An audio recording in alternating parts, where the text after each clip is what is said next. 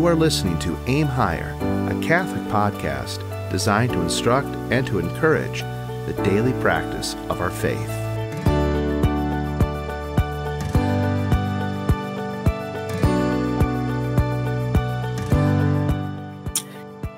The Practice of the Presence of God by Brother Lawrence. That practice, which is alike the most holy, the most general, and the most needful in the spiritual life, is the practice of the presence of God. It is the schooling of the soul to find its joy in his divine companionship, holding with him at all times humble and loving converse, without set rule or stated method. Pax et bonum, peace and good to you all. This is Aim Higher. I'm Father Anthony with Sister Catherine. And Sister just read this quote, which I'm guessing you're all going to figure out what the topic of today's show is going to be. It's going to be about prayer and keeping the presence of God in our daily lives. Of the things that I'm taking from this quote is one of the points that I think is very precise, or very important, I should say, is how we make the knowledge of God's presence something habitual, where at first we have to do it intentionally, work towards it, but when we get to a certain point in our lives, or I should actually say in our spiritual development, we will find that we do these things without even thinking. Our minds will naturally turn to God.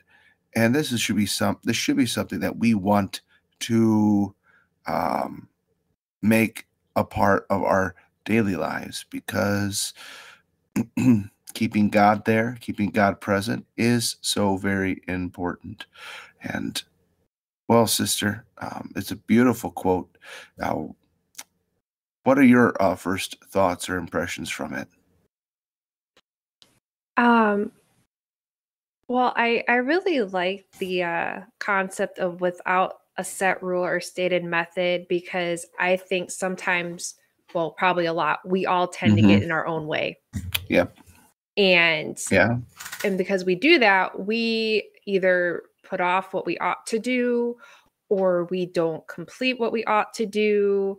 We can easily talk ourselves out of what we ought to do because we feel it should add up a certain way. It should follow a certain tempo. It should follow a certain pace, tempo. Tempo. I was trying to think of a completely different word from either of those, but that didn't work out. The coffee has not kicked in yet. Just the idea that we think things should come out a certain way, and if we don't, if the check marks, like if we don't hit these certain checks on our list, how it's supposed to play out, that we've somehow failed, or if we perceive that we won't hit all those marks, we just won't do anything at all, which is things we have talked about in previous episodes. Yeah. So I think it's just a wonderful reminder that there is a lot of beauty to doing something of our own. And also it's recommended by notable people in the church throughout the centuries, whether it's a saint or a father of the church. It's just a good reminder that it is okay to go off script, I guess, because I just think if you perceive your spiritual life as just, again, supposed to be about all these checking the boxes, you're going to find yourself disappointed. And then again, it's all about you too, that it's not about praising God and honoring God and loving God. It's about, even if you're not telling other people your intentions and what you've taken on in your spiritual life, it's still within yourself. It's about you. It's about what you can say, pat yourself on the back. Hey, look what I did. And I don't mean that as a criticism, but I say it as someone who has fallen into that too. For example, I was all on board this past Advent to do the Christmas novena, and that's the one that starts on the Feast of St. Andrew. So it's 30 days, I believe. And there's a lot of conflict as to how many times you're supposed to say this prayer throughout the day. And anyway, I don't know if I've said it on this show before, but I'm totally horrible at novenas. In fact, I completely dropped the ball on the Novena of the Holy Ghost because I was preoccupied with putting together my Ascension video. Anyway, and I know I could just pick up back and do the Novena of the Holy Ghost, and that would be okay, but I haven't done that yet. Anywho, but I was fully intended to do that novena, and I just before Advent, I stopped to think, I was like, but why? Why do I want to do this? Because a lot of people do this. A lot of people do this successfully. They love it. It seems like the thing to do. And I just had to stop and think, like, what were my real intentions? And it's like, who am I going to tell anyway that I did it or didn't do it? But it was all about, I could tell it was getting to be more about saying I did it. And maybe there would have been some advantage to doing so, coming as someone who's horrible at novenas. That's like, okay, I did do it. I did a different Christmas novena, by the way, just not the whole month long. And again, I guess it's just kind of point out that it's good to check yourself, like, well, why? What's your why? Is it because you want to show God the honor and glory due to him, or because you just want to say you did? And that's why I do love hearing about things that are a little different, I guess. And rant. I don't know if that was a rant. That was more of a rambling. No. Well, I mean, coffee's kicking in. I don't think I would call either one of those, sister. But the one thing that I would comment on what you were saying is that I don't believe you're trying to tell people not to pick up a form, especially of meditation, and not follow it. It's because when people are beginning to follow a certain rules are very helpful. But then your focus is more upon certain devotions that people get so attached to, and they think, if I don't do this devotion, I am not going. I'm not being a Catholic. I'm not being a Christian. And then it all becomes about the devotion. Or the act itself, and not the true piety, which is what devotion is. Doing it for the love of God and wanting to grow closer to Him. But with that said, it's also the methods on how people can meditate, and they're not very different. They're not very. How do I put they don't vary. They don't vary so much. There's some essential rules, and the one which goes right into this topic is the presence of God in your mind.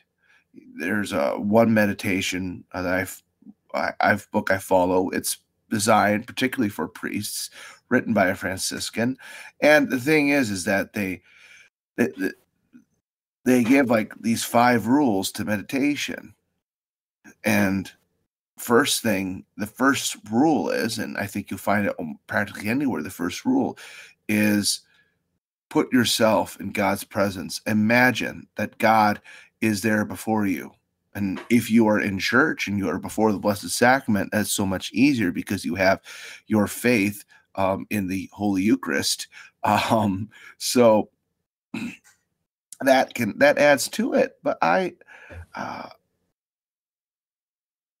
think that what people really would really want to have was that spontaneity that comes from the thought of God throughout their daily lives. And it's not that it's something that has to become forced. It's something that just happens naturally. It's like the person who learns to play an instrument, and while they're learning, let's say they're learning the different chords on a guitar, and they have to, remember how to move the fingers. It takes a lot slower, and it takes time for them to learn how to do it properly. Once they master it, they're able to move their hands up and down the guitar without looking at the strings. They know where they're placed. And very much like our spiritual life and our prayers, particularly the prayer we're talking about is mental prayer, not the vocal prayer. Mhm. Uh, it is something that has to be practiced. It's something that you will go through trial and error. You will find that there's a way that doesn't work. Let's Right. just here's an example. A person can say, "Well, um, I'm going to pray. I'm going to pray sitting down." Now, some people have to pray sitting down because they might be older or they have just a knee condition. They're not able to kneel down the Mhm. way that they would like to.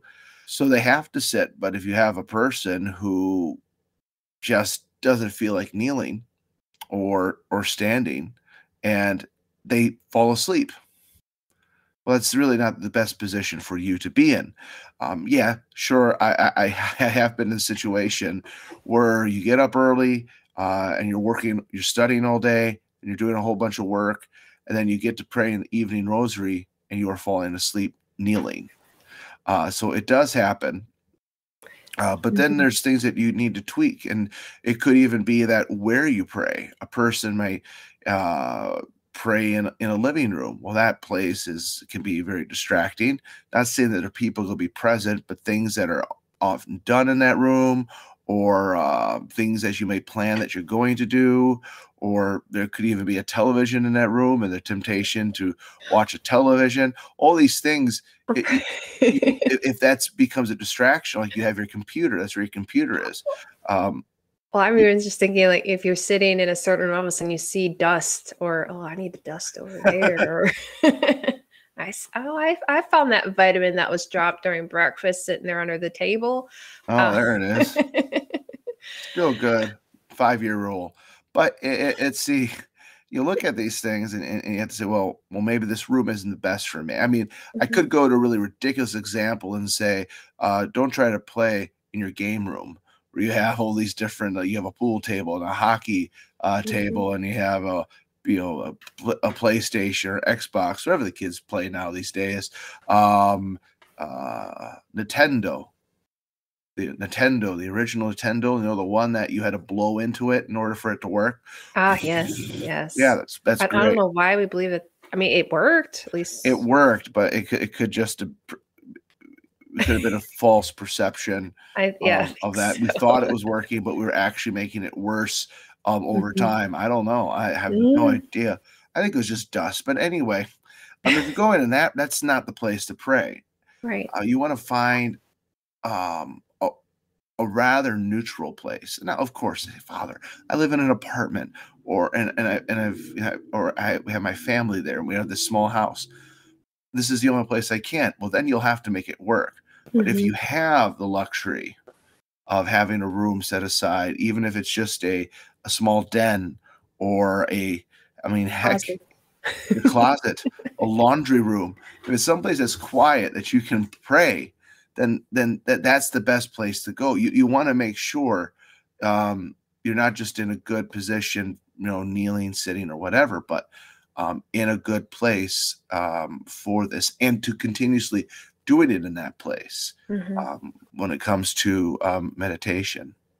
Right. But I would say, because you're talking about a very specific, we're talking about meditation and how that does require a lot of discipline. But I Hmm. will say that the beauty of, I guess the right word would be Catholic culture, is that uh, the practice is that there's at least one crucifix in your home, if not more. A lot of people have them Hmm. in various rooms. And I think this is where the whole practice the presence of God comes into play, because we have these reminders. We have Hmm. crucifixes in different rooms, or images of different holy pictures, Hmm. sacramentals, anything. Yeah. And that's what helps us continuously try to strive or to connect with the presence of God. And so, And I don't know about you, sister. I find it very difficult to pray in a room that's cluttered and dirty. mhm. My Here I'm sitting at my desk. Well, I shouldn't say my desk, but the place I use the computer. And because I'm juggling several different projects, I wouldn't say it's cluttered, but it's an organized mess. But I don't formally pray in this room. I do have a no, crucifix in my line of sight, and I look up there often. But when you're looking at the mess and going, Heaven help me. Lord. But this is where also those wonderful short prayers we talked about many episodes ago. Actually, I was just listening to that episode again. I was Mm-hmm. taking a walk outside and listening to that, and it just reminded me how wonderful of a treasure those are, because we it's so simple to unite our thoughts to Mm-hmm. God with those prayers, with those images reminding us. So wherever we are, whether it's home or outside, school, sporting events, work, you can still draw your hearts to God, your mind and your heart to God. Mm-hmm. I used to have on a cell phone an image, one of my favorite Catholic images. So the first thing I would see when I uh, unlock my screen was something religious. Mm-hmm. And I mean, I understand, you want to have pictures of your kids or another loved one, but you can put them on a secondary screen too. It's just, I think having some sort of prompt, even like a short prayer you could type out, or steal something I put up on Instagram and save that to your screen, just so that so that just helps you get in the practice that you really can very easily offer up a prayer, devotion to God in Mm-hmm. just seconds. So, and it does make things better for you. So, and as we're getting into this, it's just we see the combination, or the connection, I should say, combination, the connection with this, with keeping God in our minds at all times, along with our mental prayer. Mental prayer, we're doing that intentionally, or we're doing that. I'm not going to say we're forcing ourselves to do it, but when you kneel down and you read from a book and you want to think on that topic, your intention is to meditate. And what do you plan to get from it? What is your goal for your meditation? Some people will meditate upon a certain virtue they want to Mhm. acquire, and so they can go through their day and then try to implement what they've meditated on. Maybe it was patience, and taking that time throughout their day to implement the instructions they have, whatever it could be, or what it could be. Usually it'll be a quote from scripture or from a fathers of the church, and just the practical application, how being patient and you know believing in the saying, good things come to those who wait. Of course, good things come to those who wait patiently. Should be what it actually says. Uh, and if we're able to implement that from our meditation, um, this it will be very helpful. This is why it's very good if you're able to do it. When you get a subject of meditation, very often, if they are different points that the writer wants to bring across to you, so they will label it, 1, 2, 3, 4. It'd be good, what I find very useful, to make like a bullet point in your own head of that, of whatever the topic is. Maybe the topic was, the first one being uh, a patient person, um, is slow to anger, and the examples we have of it, you could put a bullet point: patience, slow to anger, and it's amazing at how much of the information you bring back to you. But then again, like I said, the our goal in our meditation is not for is not to let it merely remain as something almost academic, scientific, as we're describing it, as these methods, as Brother Lawrence said, not adhering to a specific method. Because what you would want, and it's the goal that he was trying to convey, or actually he did convey, let's say trying, that we want to have the unification with God's will. And when we're united with him, meditation is something that it happens naturally, being habitual, and the person doesn't need really to take too much time in preparing themselves. They're constantly walking in the presence of God, and as he explained it so beautifully, it doesn't mean that God, that the thought of God is particularly in our mind, but that we can easily turn ourselves to God. And in preparing for my sermon in the morning, reading about our Lord's ascension, and it brought up a point, because our Lord returned to his Father, sits at the right hand, and it asks this is the basic question: do you long to be with him? Do you long to be with Christ? We should be homesick, because heaven is our home. Do we take time to think of heaven? Do we take time to think of the goal of our prayer? It can be a very daunting thing to go through a bunch of prayers, even though academically, intellectually, we know what we're saying is true. We get that. But if we're not to some degree excited within ourselves, or moved by it, I should say, because being moved by something doesn't necessarily is the equivalent to excitement. Equivalent. I don't know if that's a word. It sounds, sometimes they sound good, and if you, that's okay. That's all right. But if you, it doesn't necessarily mean that it refers to the same thing.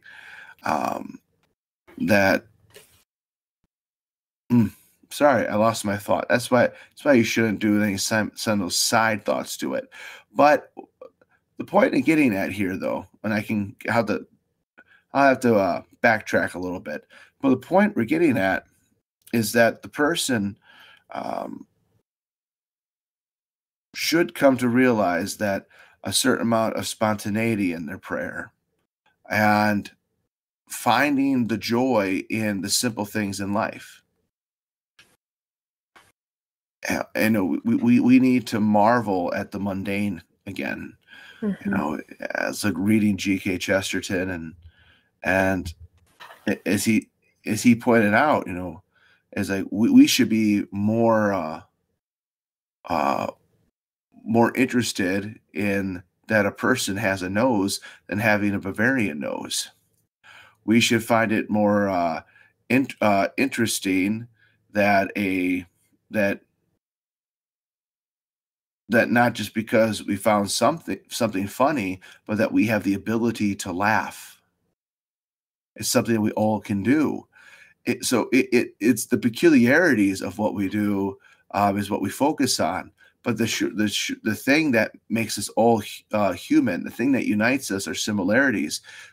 They should marvel us because they come from God.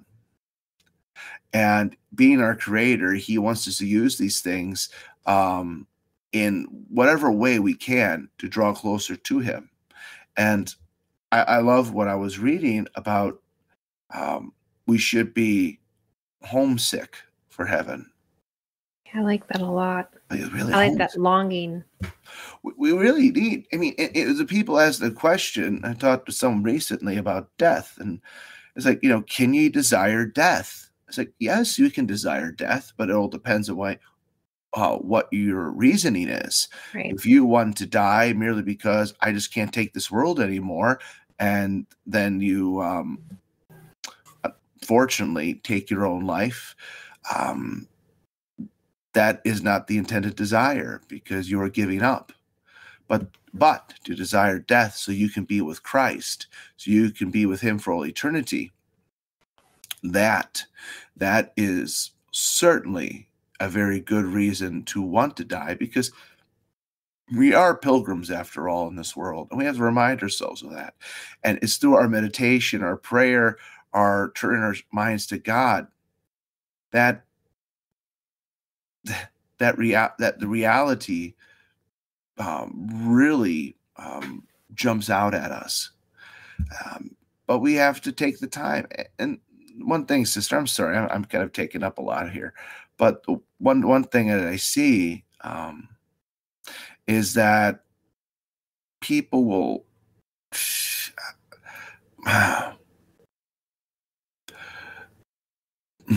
they will try maybe a little too hard. in this prayer. I'm sorry, I kind of lost my thought again on it. It's just something that I have going around in my mind, and just the idea that I'm not meant for this world. So why am I so attached to it? Mm-hmm. If I have heaven as my promise, why am I still clinging to everything? Right. Why do you have such a tight fist on it all? And it even asked the question, and what I was researching is like, do you desire heaven? Do you could you leave the things of this world? If God said you had to die now and go to heaven, what would your reaction be?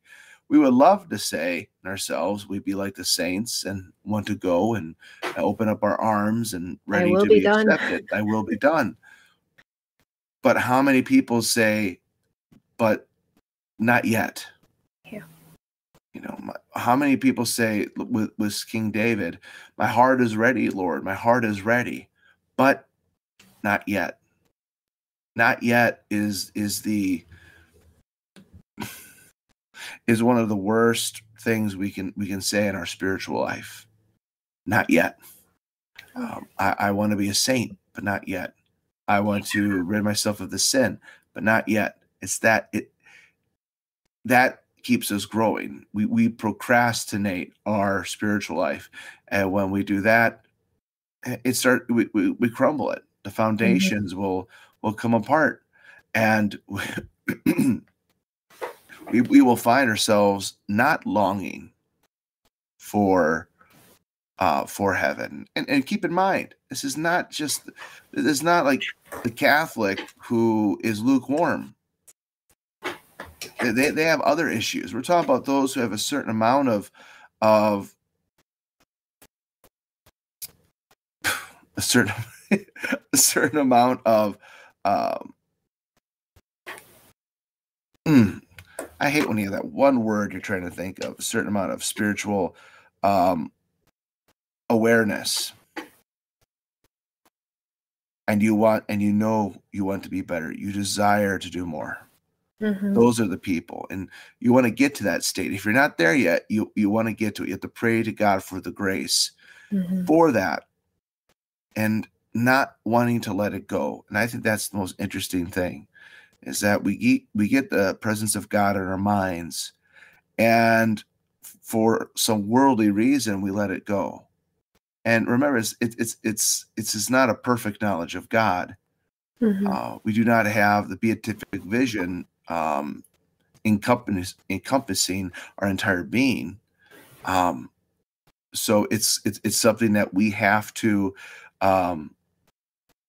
put forth the effort and strive and aim higher with it. These are just it is a reality to the spiritual life. And I know I'm not really being as carefree, I guess, with it, but there are certain things that are very serious, and I don't want people to think that they have to be, like they're in a funeral all the time. That's not what you want. You want to take joy in your faith, and it's taking a joy in life. We desire death to be with Christ, but we also say, but thy will be done, O Lord. You want me on this earth, however long it's going to be, I will make the most of it to please you. And we do that by reminding ourselves of his presence. The presence of God just is so important. It's a reality that is there whether we believe it or not, but we do believe, we do know. And we know it is a loving God that is looking over us. It is a God that wants us to be in heaven. He is not against you. He is for you. But you have to meet him. I guess I was going to say meet him halfway. And that is, I guess that's a simple way we can put it, because God, he will help you, but now you have to be willing. Boy. Absolutely. Well, I am glad you shared that question that we should really ask ourselves periodically throughout the day. Am I longing for heaven? I actually just wrote it on a Post-it note and put it on the computer. So Mm-hmm. maybe You I can should put a even couple. put, are you homesick? Are Yes, you home? this world is not my home. You're just passing through. But isn't it interesting to be homesick for a place you never actually been to? There's a very profound thought because we see the spiritual element there and what our faith is. Mm-hmm. God, the presence of God is everywhere, and He even is in the heart of every man, speaking to him, um, instructing him, in his very conscience. Mm-hmm. But we also have in that, um, we see in the world, we see God's wonders in His creation, and everything points to Him. So all we have to do is now take that revelations that He gave us, divine revelations, and make that, or I even could just, I gave it just narrow it down to our Apostles' Creed. And we make that creed, I believe. That's our way of life. This contains the fundamentals of the faith. I must believe it. I will believe it. And if I try, I will be living in a way part of that heavenly life. So I can be homesick for something that I do experience, but I know I'm not experiencing it completely. And you're homesick for something that God Himself has promised you. And if you believe God is the only good, then the idea of wanting to be with Him in His presence, for all eternity, what could be more at home than that for the soul? Because remember, when you die, they say God calls the soul back to Him. Now, of course, we know that's back to Him in a judgment. Are we going to be judged according to His strict justice, or are we going to be judged according to His mercy? That's a very good question. That's the question. But if you were a person who, there's a line in the movie Man for All Seasons. Good movie. I really should sit and watch it again. Now I want to too. And it's at the end when St. Thomas More is just about to be executed. Yes. And the executioner kneels down in front of him and says, I forgive you quite readily. And St. Thomas's response was, do not be ashamed of your office. You send me to God. And Cranmer, the Protestant archbishop, says to him, are you sure of that, Sir Thomas? And St. Thomas's response was, he will not refuse one so blithe to go to him, one so willing. So eager, yes. So eager. Yes. Are you eager? Are you eager for God? Are you eager for heaven? These are the things we have to really make serious thought. This is not just meant to be brought up on a podcast for you to say, oh, that's nice and that's cute. No, this is a serious question. Like you would ask your kid if they wanted to do a sport. It's like, do you want to do this? Like, kid, do you want to win the championship? I really hope that doesn't pick up. Somebody was driving by. I didn't hear it. So okay, that's good. As a kid, do you want to? Do you want this? They have to put forth the effort and they have to have the drive. They have to have the excitement and the desire, and they have to maintain that. This is what we have to do in our spiritual life. That's why you need prayer. That's why you need to walk in the presence of God, just like Enoch in the Old Testament. He walked in the presence of God, and of course they said he was seen no more. We would love to walk in God's presence on earth and be seen no more by men, if that means we'll be walking to heaven.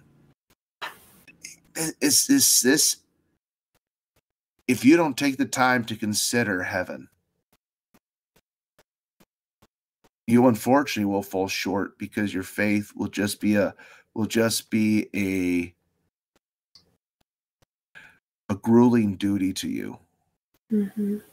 And if you can't take joy from it, and wanting to be with God and wanting to please God, making him the center of it all, you'll make it a more difficult quest in saving your own soul. I'm not going to say absolutely impossible, because you have those people who not in a state of mortal sin. They do what the church tells them to do, and there's a certain amount of morality, but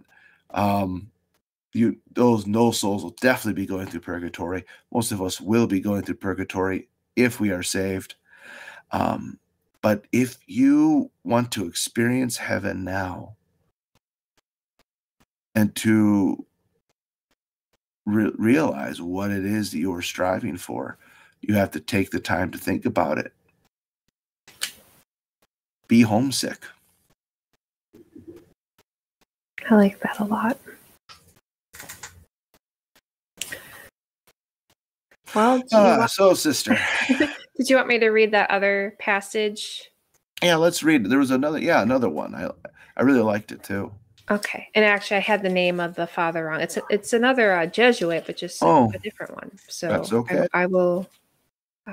But also, I did want to add that the earlier quote from Brother Lawrence, there's actually a book called The Practice of the Presence of God, and it's a great book.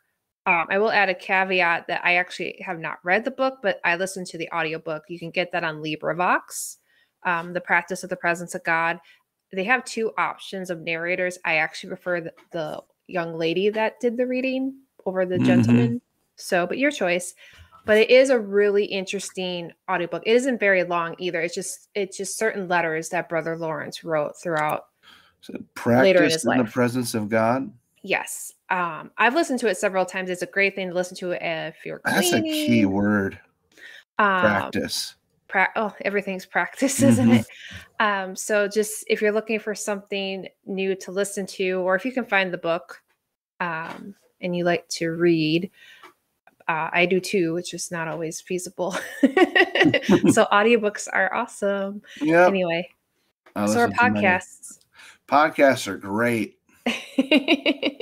All right.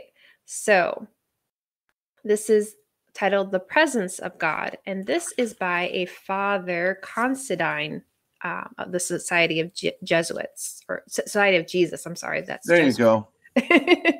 No, you got it. Okay. You need not constantly avert to the presence of God, but the feeling of it should always be there, so that when anything occurs to make you enter into yourself or to give your mind a rest, you may at once naturally find yourself with him.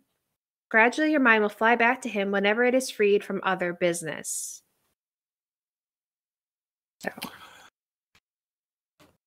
One thing I've noticed in my life, if a person, and of course that person being myself to a lot, gets overly involved with worldly entertainment, it's much easier to think about some movie you watched,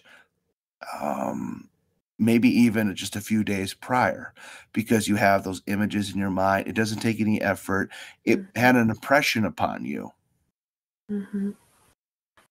But then it makes it harder to think of God. It actually sometimes feels like it's almost impossible to turn your mind to God if it is crowded with all these other thoughts. Is, of course, say, Father, he's saying we can't enjoy a good movie, we can't watch or Netflix or whatever that is. It's like, well, as long as you watch something good, I have no problems there. But also, don't do too much of that, because if we start binge watching, and it's kind of become almost a joke in society. Oh, I was binge watching this TV show. He's like, I don't want to sound like a prude, but did you pray that day at all? Did you take a break at all to say, I got to sit and think of God for a moment? I mean, it's like someone say, Father, you're shaming me. I'm shaming all of us because we all can do better, and we shouldn't want these things to drag the thought of God. And not even today. And like I said, reading this meditation, doing this, and I had thinking of God, and it was so easy. But then something else entered my mind, something else I had to do that started dominating my mind, and it made it very difficult to turn yourself back to God. And what you will find is that if the presence of God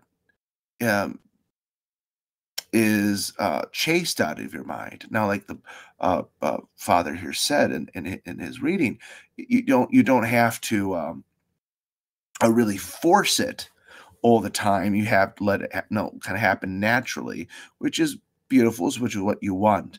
But if you're finding that the worldly things are taking over, you might have to get your Bible out, get your missal out, read whatever the gospel is for the Sunday, or whatever. You just bring God back to your mind, and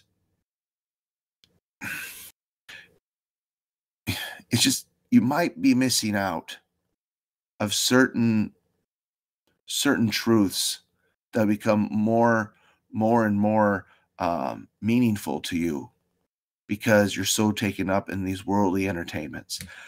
It all comes down to moderation. Virtues in the middle. The virtue is in the middle, and I mean, I know, sister, we could have another program, another episode, another show. Hey, you know what? They're all synonymous. Synonymous? It doesn't sound right. Synonymous? Yeah, that sounds right. Well, I don't know what I'm saying. Just, I feel like I'm putting the accent on the wrong syllable. It kind of sounds like you're partly saying something like with cinnamon or something. I'm not sure. Cinnamon. Anyway, I mean, I know another show I could go talk about, or another episode I could be talking about not overdoing it with prayer. Like starting small. We don't want to overtax ourselves, but remember, the formal prayer is not the same as keeping the presence of God before you. That's what we should do when we're doing the formal prayer. So the idea of God being present should be constant enough that, as it said, when you go away from that work you were doing, you can easily shift back into that thought. And seeing, like today I was outside working. It's probably why I'm a little tired. And and I see my favorite bird, the mourning dove, in a nest with her little babies. And then it just can't help but think of God created this. And at this moment, it gave me a sense of joy. And I'd have to believe that God, in his way we can understand it, was pleased with that creation, with that bird. And he saw that it was good. And it's those type of things that, that can turn our minds to God. And you ever look at the sunset? I said to a girl yesterday, I said, a young woman I was talking to, and I said, it looks like God painted it. And these are so many things available, and we don't want to be taken away too much with the world, or be taken up with it too much. We have to find that medium. We have to find that middle ground, and there we will find a peace in our souls. In this life, that will be our taste of heaven. We will be less homesick, because he whom we love will be present in us in our actions, in our thoughts, in our desires. And receiving him in the Blessed Eucharist, he'll be with us sacramentally, there to strengthen us. These are the type of pious thoughts we must have, and that can spontaneously occur throughout our day. It is, sister, and I think you can agree from your own experience, that this is something that is the labor of a lifetime. Mm-hmm. It is something that you're never going to achieve it to the highest degree in this life, to a point where you couldn't lose it. Mm-hmm. Even the greatest saints, who had the presence of God around them so much, like St. Francis of Assisi, that he was unaware of what was going on around him. But even technically, he could have lost that if he got dragged back into the world. Well, and it really goes to show, one of the more popular sayings of St. Francis of Assisi was "my God and my all." And doesn't that just sum it all up beautifully? Mm-hmm. It truly does. Of course, as we know, you have to be a St. Francis to truly understand what that meant. Mm-hmm. I can't fully grasp it. I'm not going to. Well, I can't say I'm not going to try, because I have to try. I think that's the point. We all should try. We have to try to understand it'll it. mean something. It's not where you're gonna okay, sister, we're gonna take that statement. You're going to write a thesis. I'm gonna write a thesis, and we will compare our thoughts together. No. And this is something very personal. Mm-hmm. This is something.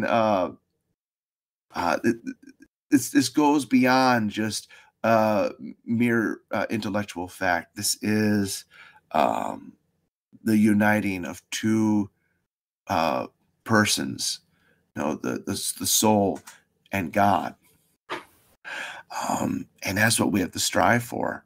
Mm-hmm. I feel like I could be like the one who says, "God, my all," will mean something different to each and every person. No, but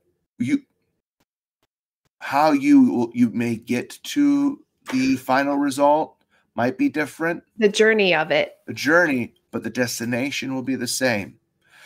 And if you can be saying that, "my God, my all," in this life, with even an ounce of the conviction of a St. Francis of Assisi, you are doing quite well. Well, you're doing quite well. You can even ask St. Francis to help you. And he'd be there more than willing to do so. Yes. I have no doubt. Oh, I'm sorry. Sister, I feel like I've dominated our episode here. It's quite all right, Father. I'm not entirely sure I agree with you, but I think... Well, on what? Oh, no, agree with you on that you dominated it. I felt like I talked quite a bit. I was about to say, this is going to get to be a kind of a controversial episode. So we're trying to keep it to a shorter time, which I'm not exactly sure how long this episode has been going. No, because we had it going on a little bit before. We're working on trimming it down. We're trimming it piecemeal. So I got me worried. Well, what did I say? It's like, that would have been interesting. That would have been interesting. It's like, well, no, they won't endure sound doctrine. Okay, well, I suppose when you mentioned like I would write a thesis, I did find that laughable. I don't know if anybody heard me start chuckling, because that's okay. Maybe not a thesis, but a paragraph. A sentence. Sure. I could put a little. Just text me something. There you go. Okay. I could put something nice on a infographic and maybe a little video or something. So, I say that the final thought in all of this is to tell people to do something that you never thought you'd tell a person. Be homesick. And want your mind to turn to God, like your mind would turn to the person you love. if we're, we leave a place that we know our home, we're comfortable there. We know the people, we love the people. And when we're separated for a time, we want to go back to that. Yeah. And Yeah. I really felt that last winter. yeah, So and you get and you are homesick. You want to be you want to return. But to have that feeling now for God, mhm. it transcends all this natural feeling. It becomes a supernatural. It becomes love, and um, you want to return to the object of your desire, which must be God, to the being, the only being who can fill the void in your soul, and that's who you want to be with. And if that takes up your entire being while you're on earth, and to the point where nothing else will even come close, you will have been among the blessed who are walking this earth, those men and women who truly understood the uniformity with God's will, and their will is one with God. So be homesick, my good friends, and Deo gratias. yeah, Deo gratias.